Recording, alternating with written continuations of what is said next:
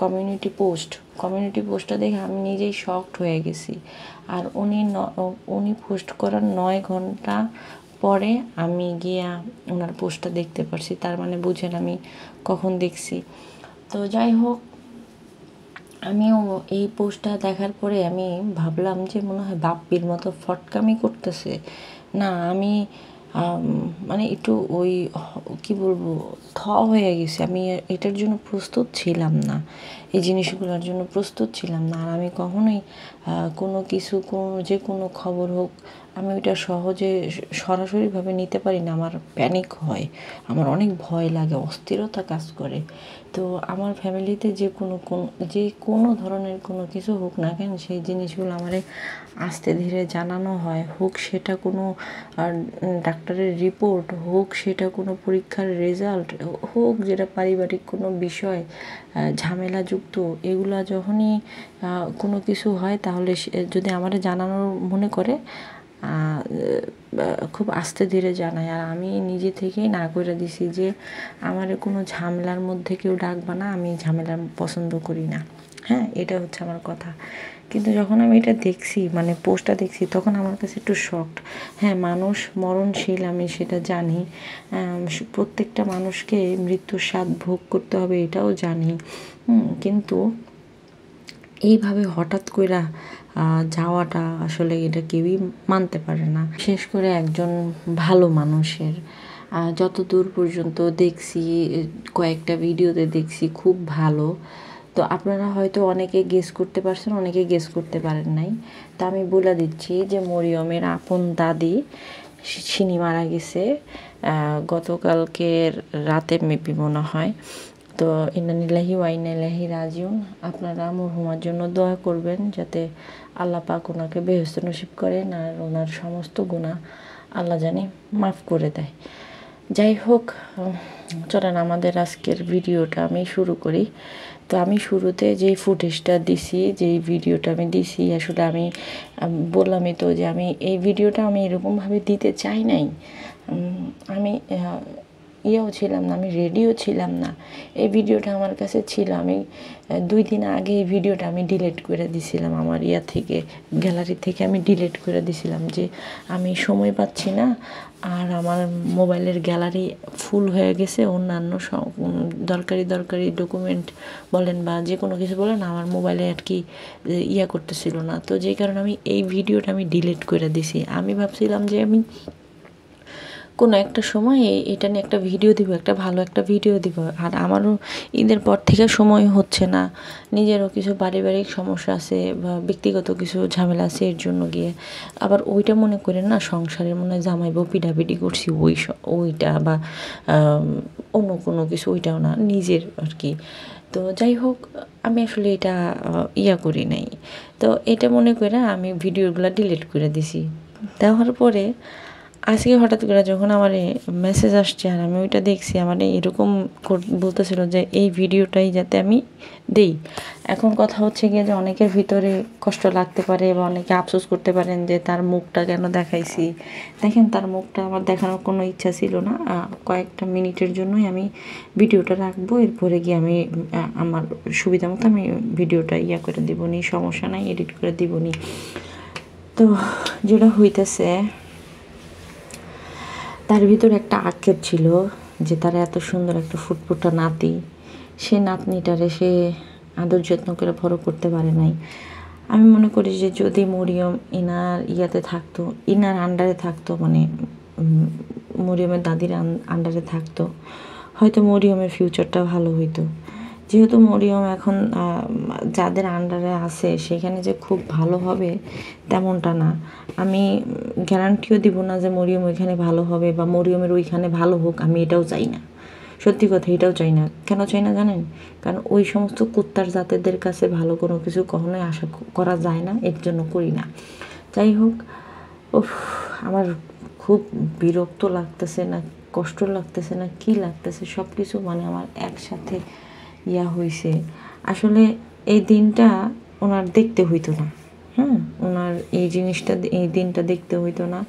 উনি হয়তো আজকে তার ছেলের ঘরে নাতিকেও পাশে পাইতো, আজকে 2টা নাতি, সে 2টা নাতিকে নিয়ে তার আনন্দের দিন কাটতো। যত যাই হোক, যত কিছুই হোক, বড় নাতির কষ্ট কিন্তু কেউই ভুলতে পারে না। বড় নাতি হোক, সেটা ছোট ছেলের ঘরে বা বড় ছেলের ঘরে বা যেই ঘরেই হোক না কেন, একটা বড় নাতির একটা আলাদা ইয়া থাকে, টান থাকে। তো তেমনিতে মরিয়মের জন্য এই যে মরিয়মের দাদুর আলাদা একটা টান ছিল। আপনারা ইতিমধ্যে ভিডিওটা দেখছেন, আমি যে ফুটেজটা দিছি সেটা দেখছেন যে উনি কীভাবে বলতেছিল। হ্যাঁ, উনি কীভাবে কথা বলতেছিল, নাতির সাথে কীভাবে কথা বলতেছিল। এটাই হয়, এটাই হওয়া স্বাভাবিক। কিন্তু ওই যে বলে না যে মানুষ যদি ভালো হয় তাহলে আর কথা থাকে না, কিন্তু মানুষ যদি অমানুষের বাচ্চা হয়ে থাকে, বেজন্মা কুলাঙ্গার এটা সেটা হয়ে থাকে, তাহলে সেইখানে আমি মনে করি যে আপনি যত হাজার মাথার দেয়ালের মধ্যে টুকান, কোনো লাভ নাই, কোনো কিছু নাই। আজকের এই পরিস্থিতির জন্য, আজকের একমাত্র এই পরিস্থিতির জন্য কে দায়ী? বাপ্পি আর তিশা দায়ী। কে দায়ী? এই সাবিনা দায়ী। কে দায়ী? আরিফ দায়ী। কে দায়ী? এই ব্যাপারী পরিবারের প্রত্যেকটা কুত্তা থেকে চড়ুই পাখি বলেন, এগুলা দায়ী। আজকে যদি সাবিনা পরকিয়া না করতো, আজকে ইনি নাতিহারা হইতো না, আর মরিয়ম দাদির আদর থেকে বঞ্চিত হইতো না, তাই না? হইতো না। কিন্তু চোরটা যেই ঘরে আছে, যে ফ্যামিলিতে আছে, সেই ফ্যামিলিটা আসলে যে মানে কিসের মধ্যে দিয়ে যায় ওইটা ওই ফ্যামিলিই বুঝে। আমি কেন জানি না, আজকে প্রচণ্ড গালি দিতে ইচ্ছা করে, প্রচণ্ড খারাপ ভাষা ইউজ করতে ইচ্ছা করে, প্রচণ্ডভাবে মনে হইতেছে যে পাটা পোতার মধ্যে যে রাইখা সেচে না, সেরকম সেচতে ইচ্ছা করতেছে। বিশেষ করে বাপ্পিরে সেচতে ইচ্ছা করতেছে, বুঝছেন? অনেক সেচতে ইচ্ছা করতেছে। সে সাথে ওর বউ আছে না মাগিনুর, ওরে সেচতে ইচ্ছা করতেছে। আজকে তোরা নিজেরাও ভালো নাই, ওরা যে নিজেরা এমন ভালো আছে, ভালো নাই, সেই সাথে গিয়া আজকে অন্যান্য পরিবারগুলোও ভালো নাই। আজকে কেন দাদির মৃত্যুতে নাতি পাশে থাকবে না? নাতি কেন দাদিকে শেষ বিদায় দিতে পারবে না? এটা কেন হবে? কিসের জন্য হবে? এটা তো হওয়ার তো কথা ছিল না, কিন্তু হইছে। কেন হইছে? মাগিনুর আর বাপ্পি। এর জন্য বাপ্পি তিশা বলতে পারেন যে একমাত্র দায়ী। দেখেন, আজকে উনি যাওয়ার সময় তার আদরের নাতিরে মানে মরিয়মকে একটা বারের মতো দেখে যেতে পারলো না, সেই সাথে আদর করারও সুযোগ পায় নাই। গত 2 বছর আগে যখন উনি মরিয়মকে দেখতে গেছিল, তখন সাবিনা এনাকে মানে মরিয়মের দাদিকে ঘরে পর্যন্ত ঢুকতে দেয় নাই। অনেক দূর জার্নি করে যাওয়ার কারণে একজন বয়স্ক মুরব্বী কতক্ষণই বা বাইরে অপেক্ষা করতে পারেন। সেদিন এই ভিকটিম ফাদার বাবুর কাছ থেকে একটা চেয়ার নিয়ে এই যে ইয়ারকে মানে ধরেন খালাম্মাই তো আন্টিকে মানে দরজার মধ্যে বা দরজার বাইরে বসতে দিছিল। হ্যাঁ, ওই দিন সাবিনা কীভাবে চিল্লাচিল্লি করছে, এই ভিডিওটাও কিন্তু আপনারা দেখছেন। আসলে এই জিনিসটাই আমি আপনাদেরকে দেখাইতে চাইছিলাম, প্লাস ওই দিন কী ঘটনাটা ঘটছিল সেই জিনিসটাও আমি দেখাইতে চাইছিলাম। কিন্তু আমার যে এনার ভিডিও মানে কি বলবো, এই আন্টির ভিডিওটা যে আলাদা করে আপনাদেরকে নিয়ে দেখাইতে হবে, এটা আমি মানে কি বলবো, আমি কিছুতেই মানতে পারতেছি না যে এই ভিডিওটা ওনাকে আমার আলাদা করে নিয়ে দেখাইতে হবে। আমি বারবার শুধু একটা কথা আমার মনে পড়তেছিল যে কিরে, আমি যেই ভিডিওটা একসাথে দেখাইতে চাইছি, আজকে সেই ভিডিওটার মধ্যে থেকে একজন সিঙ্গেল মানুষকে বাইসা নিয়ে তারপরে আমার ভিডিওটা বানাইতে হইতেছিল। আমি অনেকবার ট্রাই করছি ভিডিওটা বানাইতে, কয়েকবার বসার পরেও আমি ভিডিওটা বানাইতে পারি নাই। আমার এই সাহসটা হয় নাই যে আমি তো এটা চাই নাই, মানে আমার খালি বারবার মনে হইতেছিল আমি তো এটা চাই নাই। আর আমার বললাম না, ওই যে আমার একটা প্যানিকের সমস্যা আছে, একটা কেন কিছু হইলে বা ইয়ে করলে ওগুলো আমি সহজে নিতে পারি না। যেমন এই যে ফেসবুকে আপনারা দেখেন যে ওই সোহাগ নামের যে লোকটার সাথে যেটা হয়েছে আর কি, ওই ভিডিওটা আমি 15 সেকেন্ড পর্যন্ত দেখছিলাম। 15 সেকেন্ড খুব সাহস নিয়ে বসছিলাম ওই ভিডিওটা দেখার জন্য। 16 সেকেন্ড পরে আমি ওইটা বন্ধ করে দিছি, আমি আর ওইটা দেখতে পারিনি। আমি এগুলো নিতে পারি না। যাই হোক, তো আমি এটা মানতেই পারতেছি না যে আমি একটা সিঙ্গেল মানুষকে নিয়ে কথা বলবো। আমার তো সিঙ্গেল মানুষকে নিয়ে এনার ভিডিওটা বা এনার ফুটেজটা আমার দেওয়ার কোনো দরকারই ছিল না, আমি চাইও নাই যে দিই।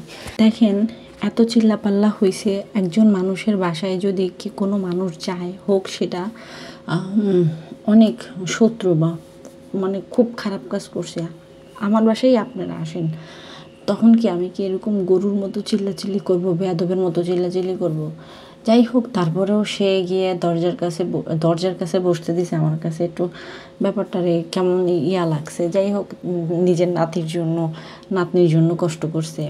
তো সেইখানে ভিডিওটার মধ্যে আপনারা দেখলেন যে দাদু দাদু দাদু দাদু, কত সুন্দর একটা মধুর ডাক। আসলে হয়েছে কি ঘটনা, আমি বলি আপনাদেরকে। আমি মানে বেশিরভাগ ক্ষেত্রে আমার দাদা দাদি তারপরে নানা এনাদের আদর পাই নাই, বুঝছেন?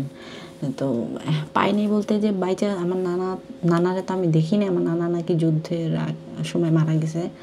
আমার দাদা ছিল, কিন্তু গিয়ে ওই যে দাদা থাকতো গ্রামে, দাদার বাড়ি ছিল গ্রামে, আমরা থাকতাম শহরে। তো এই সমস্ত কিছু মিলে আসলে ওরকমভাবে ওই ভালোবাসাটা, দাদির ভালোবাসা বা দাদার ভালোবাসা, এগুলো আমি পাইনি। তো দেখা গেছে কি যে ওনার যেরকমভাবে উনি মরিয়মকে দাদু দাদু করতেছিল, এটা একটা অন্যরকম ভালোবাসা কাজ করতেছিল, যে নাতির প্রতি দাদির কেমন ভালোবাসা। তো সেটা দেখে আমার নিজের কাছে অনেক ভালো লাগছে। তো লাস্টে যখন গিয়ে ওই যে ভিকটিম ফাদারের উপরে যে অ্যাটাকটা হয়েছিল, সাবিনার উকিল যে অ্যাটাকটা করছিল, তখনও সে নাতিকে একটু দেখার জন্য একটু ভিডিও করে নিয়ে আসতে বলছিল। তো নাতির প্রতি একজন দাদির কতটুকু ভালোবাসা থাকলে এরকম মানে আবদার করতে পারে। যাই হোক, উনি আসলে ওনার ভাগ্যে নাই এই জিনিসটা, ওনার ভাগ্যে নাই, ওনার নাতিকে দেখার ভাগ্যে নাই। এখন কি করার আছে, আল্লাহর জিনিস আল্লাহ নিয়ে গেছে। এখন মানে বলতে হয় যে আল্লাহ একটা জিনিস দেয়, আবার আল্লাহ নিয়ে যায়। আল্লাহর জিনিস আল্লাহ নিছে। যেমন আমি একটা আপনাদেরকে গিফট দিলাম বা কিছু দিলাম, ঝগড়া লাগছে, নিয়ে নিছি, তাই না? তো সেটা হইতেছে গিয়ে না, আল্লাহর জিনিস আল্লাহ নিয়ে গেছে, আর এটা প্রকৃতিরই নিয়ম, এরকমই হবে। কিন্তু এই যে ওনার যে ভিতরে শেষ যে একটা ইচ্ছা ছিল যে নাতিরে দেখবে বা নাতিকে ইয়া করবে, বিয়ে শাদী দিবে বা নাতির ঘরে, বুঝেনি তো? তো সেই জিনিসটা উনি যে দেখতে পারে নাই, এটার জন্য একমাত্র ওই বেশ্যামাগির পোলা হইতেছে গিয়ে আর বাপ্পি, আর ওই বেশ্যামাগির মাইয়া হইতেছে গিয়া তিশা। এই দুই লম্পটির জন্য গিয়ে আজকে এই কাহিনী, এই দুর্দশা হইছে। এই বেশ্যামাগির মাইয়া, এই মাহিনুর এগোমতো পিচাসগো কারণে ওনার এই আশাটা বুকে নিয়ে আর কি চলে যেতে হয়েছে। মানে একদিকে লাল মিয়া, মাসুদ, সাদিয়া, বেলাল, পদ্মাসর, বাঙ্গানিয়া মিথ্যা টাইটেল থামলেন দিয়া দর্শকদের সাথে ভিডিও বানাইতেছে, দর্শকদের সহানুভূতি আদায় করতেছে। আর অন্যদিকে বাকিরা সব তো মিমের বাচ্চা কাচ্চা নিয়ে 3-4টা করে ভিডিও দিতেছে। পদ্মাচরে এখন জমজমাট ব্যবসা চলতেছে, অথচ এদিকে যে একটা মেয়ে তার পরিবার থেকে আলাদা কইরা দিয়ে যে কত মানুষের চোখের পানির কারণ হয়েছে, সেই খবর দর্শকরা জানিও না। হ্যাঁ, না জানার ভান ধরে উল্টা মানে ওই পাপি নোংরা নষ্ট করে ডলার দিতেছে। মরিয়ম আসলেই অভাগা, সে তার দাদুর শেষ দোয়াটাও নিতে পারলো না। বাপ্পিরা আসলে মানুষের শুধু অভিশাপই কুড়াচ্ছে। এদের ভয়ঙ্কর পরিণতি দেখার অপেক্ষায় আপনারাও থাকেন, আমি তো রইছি। অধপতন ওরা হারে হারে টের পাবে। আমি রাতে দেখা ভিডিওটা এত সুন্দর করেও বানাইতে পারলাম না, ক্ষমা সুন্দর দৃষ্টিতে দেখবেন। আর আসলে আমার মন টনও ভালো না, কারণ ওই যে আমি একটা জিনিসই বারবার বলতেছি যে আমি আসলে সিঙ্গেলভাবে যে ওনার ফুটেজটা ব্যবহার করব, এটা আমি মাইনা নিতে পারতেছি না, কারণ আমার এটা মাইনা নেওয়াটাও কষ্টকর। আমি চাইছিলাম যে ভিডিওটা আমি একবারে আপনাদের সাথে শেয়ার করব, কিন্তু আল্লাহ ভাগ্যে এটা রাখছে। এখন আর ওই যে বলে না যে প্ল্যান করে কোনো কিছু হয় না, তুমি প্ল্যান করে রাখবা এক আর হয়ে যাবে আরেক। আজকে দেখেন এত কিছু হয়েছে, এত কিন্তু সাবিনা কি একবার তার মেয়েটারে একটু দেখতে দিছে, দাদির চেহারাটা একটু দেখতে দিছে? সাবিনা যেমন সেমন হোক, ডাইনি মাগিনুর যে এত নীতি কথা কয়, এত সৎ কথা কয়, তো মাগিনুর কি পারছে এটা দিতে? অবশ্যই তো দেখছে, যে এই যে পোস্ট দিছে এগুলো তো দেখছে, বা কারো না কারো মাধ্যম থেকে হইলেও তো গিয়ে জানছে যে মরিয়মের দাদি বেঁচে নাই। তো মানুষ মারা গেলে কিন্তু তার সাথে আর কোনো কিছু থাকে না, হ্যাঁ, যত যাই হোক। তো সাবিনারে তো অনেক জ্বালাইছিল, তো দেখলাম তো সাবিনার জ্বালানোর কি অবস্থা, সাবিনারে কেন জ্বালাইছিল, সাবিনার মতো মানুষরে জ্বালাবে, যেখানে কিনা সাবিনার মতো মানুষই মানুষের জ্বালায় কুল কিনারা পায় নাই। মানুষের ঘরের টাকা পয়সা থেকে চুরি করে ধন সম্পত্তি এটা সেটা চুরি করে কুল কিনারা পায় না, সেখানে গিয়া সাবিনারে এনার মতো মুরব্বি জ্বালাবে, যে মুরব্বি মনে করেন যে মানে কী কম 7 বার করে হাত পা ধোয় নিজের পরিষ্কার রাখার লেগে, সেই মুরব্বি আবার গিয়ে সাবিনার মতো একটা অপবিত্র মহিলারে জ্বালাইতে যাবে। ওনার ঘরে যে সাবিনা বউ হয়ে যাইতে পারছে, ওনার ঘরের যে বউ হয়ে যাইতে পারছে, এরাই তো হইতেছে গিয়ে সাবিনার ভাগ্য। আসলে যে একটা কথাই বলে যে পোলাপান যদি ভালো হয় তাহলে বাপ মার আর কষ্ট থাকে না। সত্যি কথাই, আজকে যদি এই মরিয়ম ভিকটিম ফাদারের সাথে যদি সাবিনার বিয়ে না হইতো, তাহলে এই পরিস্থিতি বা এই পরিণতি দেখতেও হইতো না। আর গিয়ে ওই যে থাকে পরিবারের মধ্যে কিছু আওড়া বাওড়া পোলাপান থাকে, হ্যাঁ, ছোটো মোটো, হ্যাঁ, তো এর একটু দুষ্টু প্রকৃতির হয়। তো তারপরে এরা আবার মা ভক্ত হয় বা যাই হোক হয়, কিন্তু গিয়ে এটা আসলে কারো দোষ দিতেও চাইতেছি না, দোষ দিই না, কিন্তু গিয়ে যে ওই যে ছোটো ছেলে হোক বা যেই হোক না কেন, তার জন্য মরিয়মের দাদি এতটুকু স্যাক্রিফাইস করছে, এটাই তো অনেক কিছু। অনেক মানুষ তো এগুলোও স্যাক্রিফাইস করে না, অনেক মানুষ তো বইলাই দিবি যে এই নর্দমার কিট কইতে লইছস, তুই আমার বাড়িতে বাইরে যা, হ্যাঁ, এটাও করে নাই। ঠিক আছে, সম্মান দিয়া এই যাত্রা দলের নডি গড়ে তুলছিল, এই নডি গড়ে তোলাটাই কাল হয়েছিল। কাল হওয়ার কারণে এই যে আজকে নাতিটারে একটু শেষবারের মতো বুকে নিতে পারে নাই, শেষবারের মতো দাদির হাত নাতির মাথায় রাখতে পারে নাই, বা দাদির ভালোবাসাটাও নাতি পায় নাই। তো যাই হোক, আমি আসলে ভিডিওটা বেশি বড় করব না, আমি আসলে পারতাছি না এত কথা বলতে বা করতে। তো আপনারা সবাই ভালো থাকবেন আর মরহুমার জন্য দোয়া করবেন। আসলে দেখেন একটা কথা কই, অনেকে ফেক আইডি দিয়া কিছু রোস্টাররা আসবে যে আমি মরিয়মের দাদিকে নিয়ে কেন ভিডিও বানাইছি, হ্যাঁ, আর খারাপ নোংরা তো কথা আছে। আর তো জানেনই তো যে ইতরগুলার ভাষা ব্যবহার কীরকম, নিজেরা কেমনে স্যাগানি, তারপরে পুরানি, তারপরে কেমনে কি হেডি কইতে পারে, আমরা কইতে গেলেই দোষ হয়ে যায়। তো যেটা কইতে চাইতেছিলাম, এনারে নিয়ে ভিডিও বানানোর ক্ষেত্রে বানাইছি দেখে অনেকের গায়ে চুলকানি হবে।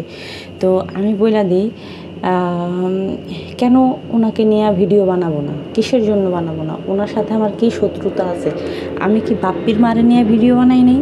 বাপ্পির মা এত নোংরামি করছে, এত নষ্টামি করছে, এত করছে, বাপ্পির মার ফুটেজগুলো এখন পর্যন্ত রইছে, যে বাপ্পির মা কইছে যে তোমরা তো তোমাকে মতো আগায় যাও, মানুষের কথা শুনবা না, হ্যাঁ, যেখানে গিয়ে এত বড় একটা অন্যায় করার পরেও বাপ্পির মা নিজেও কিন্তু জানে যে এগুলো অন্যায় করতেছে, অবিচার করতেছে, তারপরেও বাপ্পির মা বলছে যে তোমরা তোমাদের মতো আগায় যাও। তাহলে তাকে নিয়ে যদি আমি কথা বলতে পারি, তাহলে এই মহিলাকে নিয়ে বা যে কিনা নিজের নাতিকে পাওয়ার জন্য নিজের নাতির এত পরিমাণে ভালোবাসছে, যে ভালোবাসার জন্য এত অপমান সয়েও সে নাতিরে দেখতে গেছে, এনারে নিয়ে আমি কথা বলবো না কেন? কিসের জন্য কথা বলবো না? বাপ্পির মার মতো একজন রাতের রানীর মা যদি সহানুভূতি মানুষের পায়, তাহলে এই মহিলা পর্দাশীল, পর্দা করা মহিলা, ইনি কেন সহানুভূতি পাবে না? কিসের জন্য পাবে না? আমি কারো কিনা গোলাম না, আমারে কেউ বেতন দিয়ে পালে না, যে আমি আমি শুধু একজনেরই গুণগান গাবো। আমি একটু অবাক হইলাম এই জিনিস নিয়ে। কয়েকটা জায়গায় দেখলাম আমাকে আমার বাহিনী বলেন বা সৈনিক বলেন, এরা আবার আমার জানাইলো যে আপু, মানুষ মাহিনুর করে বাঁশ দেয়, বাঁশ দেওয়ার পরেও মানুষ কিভাবে মাহিনুরদের জন্য দোয়া কামনা করে, এটার উত্তরটা কি তুমি আমাদের দিতে পারো? তো আমি কি উত্তর দিব? আমি তো আগেই বলছি যে এরা হচ্ছে গিয়া ভিউ ব্যবসায়ী, এরা নিজেদের স্বার্থ হাসিল করার জন্য এরা ইউটিউবে আসছে। এরা নোংরা নর্দমা এই সমস্তগুলারে বিদায় করার জন্য এরা ইউটিউবে আসে নাই। তা না হলে এরা যেই হারে একাধারে যেরকমভাবে করে, ওদের জন্য ভালো চায়, ওদের জন্য দোয়া কামনা করে, দোয়া চায়, বুঝছেন? আমি অবাক হয়ে গেলাম যে দোয়া চাই, কেন দোয়া চাইতেছিস তোরা? কিসের জন্য দোয়া চাইতেছিস? যদি ওদেরকে তোরা ভালোই বাসিস তাহলে ওদেরকে নিয়ে ভালো ভালো ভিডিও বানা, কেন রোস্টিংয়ের নামে নিজে করে পজাইতে আইতেছিস, তাই না? তো এই হয়েছে ঘটনা। তো আজকে ভিডিওটা আমি আর বেশি বড় করব না। সবাই ভালো থাকবেন। উফ, টাটা, বাই বাই, আল্লাহ হাফিজ। আমি আসলে খুব ক্লান্ত। ওই যে বললাম, আপনি আশা করবেন না একটা জিনিস, কিন্তু ওইটাই আপনার সাথে হয়ে যাবে তখন আপনার মনটা ভেঙে যাবে। আমার ক্ষেত্রেও সেম জিনিসটা হয়েছে। সবই আল্লাহর ইচ্ছা, আল্লাহর উপরে ছাইড়া দিই। সবাই আল্লাহ ভালো রাখুক। আর আল্লাহ হাফিজ। আমি আর কথা বলতে পারতেছি না। আল্লাহ হাফিজ।